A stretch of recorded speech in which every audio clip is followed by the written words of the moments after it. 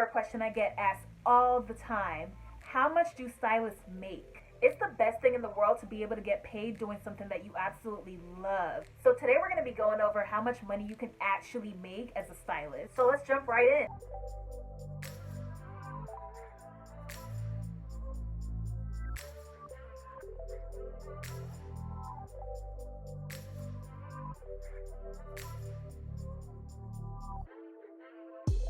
Now, before I get into the actual numbers, there are quite a few factors that go into determining a stylist's rate. So we're going to be going over everything today, and make sure you stick around to the end where I'm going to be sharing with you the technique that I use to double my rate on my jobs. So I get asked all the time, how much should I charge for this? But the thing is, I can't give you a specific number right off the bat because I don't know your specific situation. Now, there are standard industry rates on certain jobs, but when it comes to other jobs, such as personal styling, your rate is dependent on 4 factors. Starting with your location. Stylists in bigger cities can definitely demand more because the cost of living in big cities like LA or New York is much higher than it is in a smaller town. I had a career coaching session with a stylist who lives between Alabama and Atlanta, and I was telling her how out here you're starting at the minimum at $500, and she told me how rent is $500 in Alabama. I can't even wrap my head around that. I mean, rent, it's pretty well known that it's astronomical here in LA. Some people spend $500 here to get their hair done. So if we're charging that as a minimum here, you're probably not going to be charging that same amount in Alabama because the cost of living there is way less, significantly less. So that means they probably can't afford to drop thousands and thousands on a luxury service like a stylist. You have to put yourself in the place where your ideal clients are. That's why when you go to these fancy neighborhoods like Beverly Hills, you're only going to see certain restaurants and places there because the people who live there can afford it. You're not going to see those same places in inner cities because 1, that's not their ideal client, and 2, that particular demographic doesn't have the disposable income to be splurging like that. So know who it is that you're serving. That's the first thing. You always want to know who your ideal client is. The next determining factor is your level of experience. So it makes sense. The more experience you have, the more you know, the more you can bring to the table, then the more that will commensurate with your pay. People are willing to pay for an expert, and they want to give their money to someone who knows their stuff and can solve that particular pain point. Next factor is the type of brands you can pull. Clients are going to fork over top dollar if you can pull designer items for them, especially if you can save them a few coins while you're at it. So yeah, if you can pull Balmain and YSL and Celine, your rate is going to be justifiably more higher than someone who can only pull from Forever 21. So okay, we all start from somewhere. When I first started out, I was doing shoots with clothes that I got from thrift shops. So if you stay dedicated, you're only going to keep elevating. The next factor is your reputation as a stylist. Your reputation is everything in this industry, especially if you want to work in the TV space or if you want to work with celebrities. The majority of those jobs, almost all of them honestly, are from word of mouth. I mean, even if your goal is to be a personal stylist, people are savvy nowadays, so the first thing they're going to do is Google you and make sure they only find good things about you. And they're definitely going to check your Instagram, so make sure your social media game is on point. So I'm talking to you with the thirst trap photos. Now, I'm not shaming anybody, but that is not going to get you any clients. So you can post those photos if you want, but on your personal profile. Make sure you have a separate designated business profile that clients can land on. Even though Instagram doesn't paint the entire picture of who you are, unfortunately, that's all people have to go by. So make it good because that's the first thing they're going to see, and that's what they're going to base their opinion of you on. So now let's get into what you really came here for. Let's get into some numbers. These are how much stylists make for the most common types of styling jobs, and these rates are for the bigger cities like LA or New York. Like I mentioned earlier, if you're in a smaller town, then the rates are going to be significantly less. So starting with celebrity styling for the red carpet.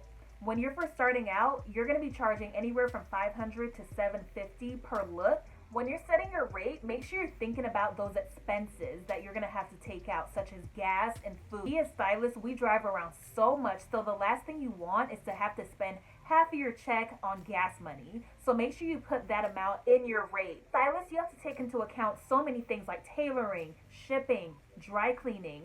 So one thing I do want to know is when you get offered a job, make sure that they have a separate wardrobe budget aside from the stylist rate. So a lot of people try to do this thing which is called all in, meaning everything is included in that one number that they give you, and whatever else is left, that's what you take home. No, we are not doing that. Make sure you are paid your full rate and nothing less. So next time you hear someone offer you all in, don't fall for the okie dokie, okay? So that's just starting out. Like I said, the better brands you can pull, the more experience you get, and even depending on which clients you end up working with.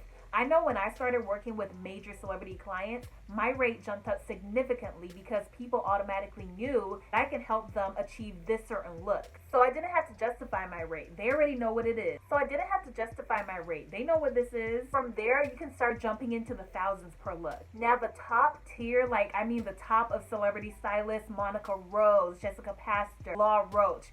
Look at their clients. They're the A-list celebrities, so they have those huge budgets. And they're commanding $10K per day, and best believe they're getting it.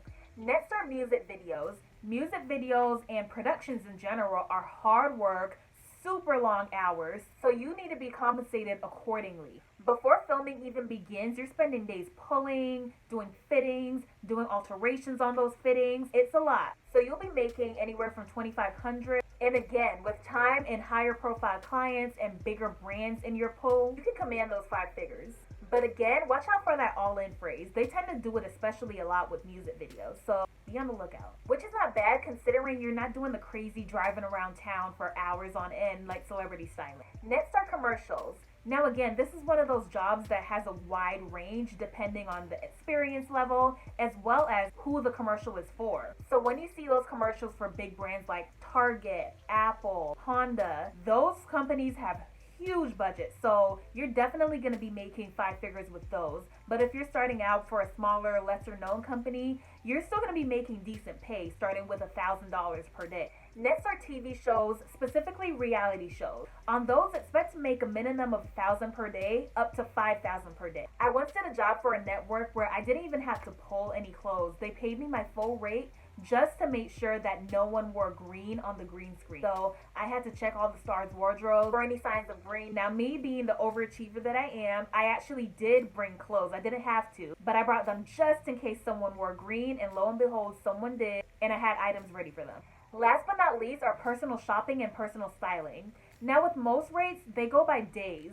But with personal shopping, I highly suggest you do it by the hour because who knows how long you're going to be up in there. So your personal shopping rate should be no less than $100 an hour and go up from there, up to $300 per hour. Now with personal styling, I strongly suggest that you charge per look and not by hour because people always try to save. So if you're doing it by the hour, there's a chance that they might start rushing you so they could get the most bang for their buck. And that just doesn't work out for anybody. You're not going to do the job correctly because you're being rushed. And the client's going to cheat themselves out of an ideal outcome because they wanted you to rush and save a few coins. So you can charge anywhere from $150 per look when you're first starting out, and you can go up to $1,000 or more per look when you become more seasoned. So if you stuck around for my secret tip on how to double your rate, go ahead and comment green below so I know you're a real one. So here's what I learned. One thing I wish I knew before I started styling was that negotiating is always an option. Now, they're not going to tell you this because they want you to take whatever rate they give you, but it's always there for you. You just got to go about it the right way.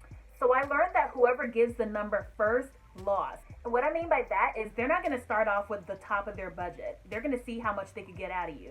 So when someone asks me my rate, instead of responding back with my number, I ask them, well, what's the budget? And go from there.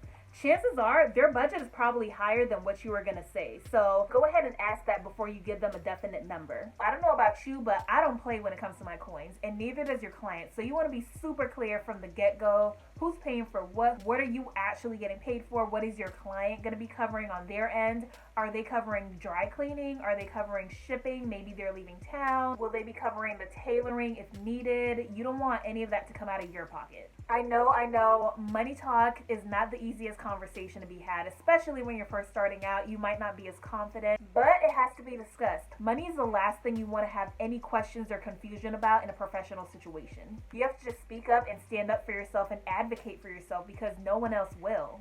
So even if you have to practice in the mirror what you're going to say, know your key points, know your worth. I mean, they chose you over all the other stylists, so that should give you a boost of confidence right there. At the end of the day, you want to make sure that you pay yourself first, and when you look back at all the work that you did for that one job, when it's all said and done, you didn't pay yourself $1 an hour or $5 an hour. Come on, you're worth way more than that. So make sure you account all of that, all the time, all of the prep, all of the fittings, all of the alterations, all the driving around, all the gas. all of that has to go into your rate. And if you have an assistant, make sure their rate is accounted for as well. So since you stuck around to the very end, here's another bonus tip.